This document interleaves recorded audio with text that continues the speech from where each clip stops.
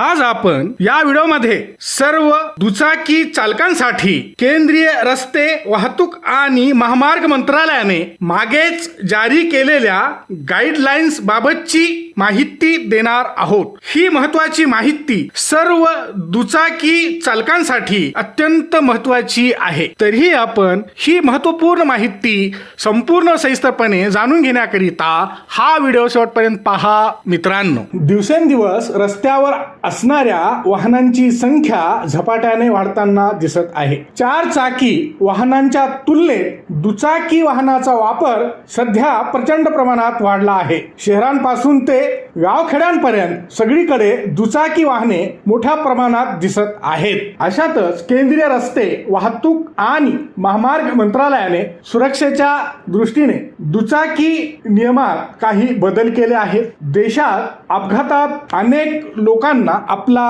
जीव गमवावा लागतो। रोडवर मोठे मोठे खड्डे, खराब रस्ते आणि वाहतुकीचे नियम न पाळल्याने देशात दररोज हजारो अपघात घडतात। काही अपघात इतके भीषण असतात की त्यामध्ये कायमचे अपंगत्व येते, तर अनेकांना अपघातात आपला जीव गमवावा लागतो। हे होणारे अपघात रोखण्यासाठी केंद्र सरकारने मागेच नवे नियम बनवलेले आहेत, तर काही नियमांमध्ये बदल देखील केले आहेत। रस्ते वाहतूक व सुरक्षेसाठी सर्व दुचाकी धारकांनी या नियमांचे पालन करावे असे आवाहन करण्यात आले आहे। हे नियम दुचाकी चालवणाऱ्यांसाठी आणि दुचाकीवर मागे बसणाऱ्यांसाठी अत्यंत महत्त्वाचे आहेत। तर चला सविस्तरपणे जाणून घेऊ हे नवीन नियम। नंबर 1, दुचाकी चालवणाऱ्यांच्या म्हणजे दुचाकी चालकाच्या मागे बसणाऱ्यांना पकडण्यासाठी हँड होल्ड बसवणे अत्यंत आवश्यक आहे। नंबर 2,